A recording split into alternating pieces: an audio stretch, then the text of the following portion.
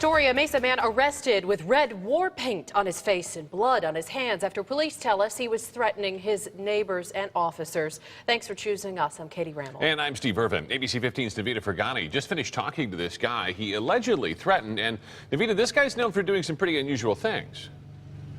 Yeah, he's definitely no stranger to police. In fact, on one occasion, investigators tell me he answered the door for the cops holding a sword. Now, happening right now, take a look behind me. This is all the evidence they've gathered from his house. Investigators have spent the last hour inside his home collecting evidence, searching the entire home, and our cameras were rolling when they arrived.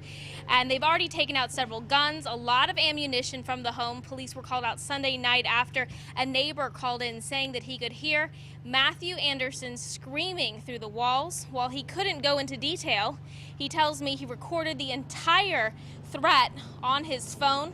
Those were threats to hurt him. The neighbor also tells me that the suspect used racial and derogatory language, and he handed the recording right over to police. I would say it was anxiety. It was anxiety and fear, and it was really fight or flight at that point. Like I said, my priority was to ensure my wife's safety when I hear, specific gun brands being yelled at through the walls. And as you can see from his mugshot, red war paint was on his face when police arrested him. Police also found blood on his hands and on his clothing, but they're not releasing where that blood came from. Steve? Yeah, bizarre. And certainly police, we hope, will get this guy some help as well. Thank you so much, Navita.